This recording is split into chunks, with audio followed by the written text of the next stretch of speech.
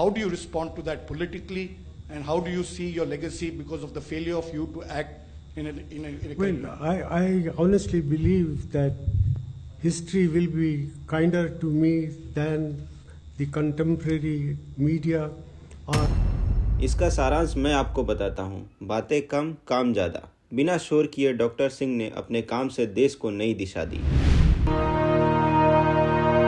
दोस्तों, भारत ने एक ऐसे नेता को खो दिया है जिन्होंने देश की तकदीर और तस्वीर दोनों बदल दी। एक आर्थिक महानुभवी, एक विनम्र इंसान और भारत के 13वें प्रधानमंत्री डॉक्टर मनमोहन सिंह अब हमारे बीच नहीं रहे। 26 दिसंबर 2024 को 92 वर्ष की आयु में उनका देहांत हो गया। आज हम उनकी कहानी को एक श्रद्धांजलि के रूप में याद करेंगे। आज हम उनके जीवन, उनके योगदान और उनकी कहानी पर एक नज़र डालेंगे। मैं आपको अंत में यह भी दिखाऊंगा कि प्रधानमंत्री के रूप में डॉक्टर मनमोहन सिंह ने अपनी अंतिम स्पीच में हमारे और आपके लिए क्या संदेश दिया था। इस वीडियो को अंत तक देखें और जाने कि उन्होंने देश और हम सब के लिए क्या महत्वपूर्ण संदेश छोड़ा। डॉक्टर मनमोहन सिंह का सफ़र एक छोटे से गाँव गाह से शुरू होता है जो अब पाकिस्तान में है। 26 दिसंबर 1932 को एक साधारण सिख परिवार में जन्मे, लेकिन उनके सपने बड़े थे। पंजाब यूनिवर्सिटी में पढ़ाई की और फिर कैम्ब्रिज और ऑक्सफोर्ड जैसे दुनिया की टॉप यूनिवर्सिटी में पहुंचे। वहां से उन्होंने अर्थशास्त्र में डॉक्टरेट किया। ये सफ़र केवल मेहनत और लगन के वजह से ही संभव हो पाया। सोचिए, एक आम इंसान भी अगर अपने सपनों के पीछे लगे तो क्या वो कुछ नहीं कर सकता। अब बात करते हैं उनके सबसे बड़े योगदान की, 1991 का आर्थिक सुधार। दोस्तों, उस वक्त भारत एक बड़े संकट से गुजर रहा था। देश लगभग दिवालिया होने के कगार पर था, लेकिन फिर आए डॉक्टर मनमोहन सिंह, जो तब वित्त मंत्री थे। उन्होंने उदारीकरण यानी लिबरलाइजेशन, निजीकरण यानी प्राइवेटाइजेशन और वैश्वीकरण यानी ग्लोबलाइजेशन LPG का नया दौर शुरू किया। इसका मतलब समझ रहे हो ना आप?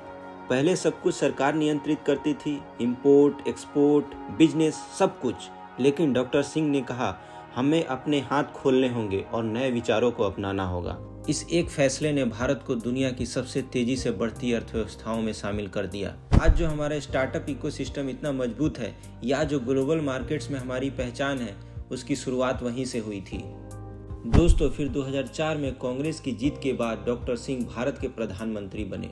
सोचिए, एक ऐसे व्यक्ति को प्रधानमंत्री बनाया गया जो बिल्कुल सरल, शांत और काम करने वाला था, और उन्होंने अपने काम से यह साबित भी किया।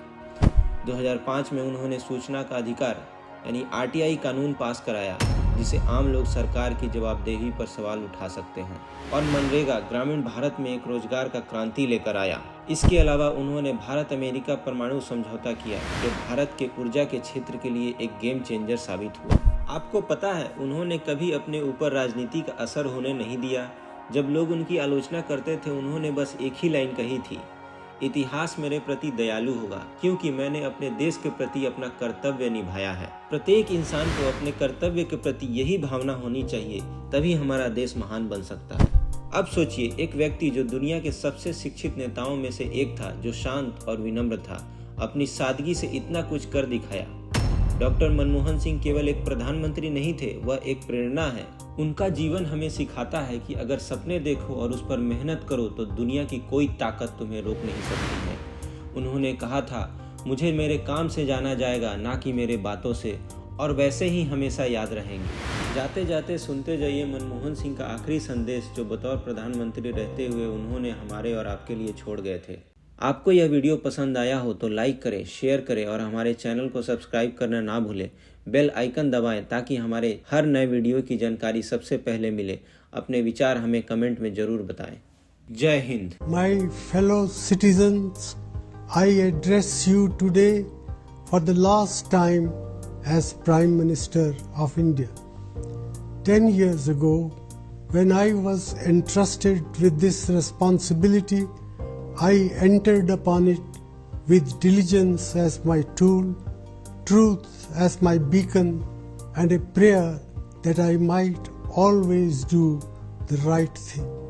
Today, as I prepare to lay down office, I am aware that well before the final judgment that we all await from the Almighty, there is judgment in the court of public opinion that all elected officials and governments are required to submit themselves to.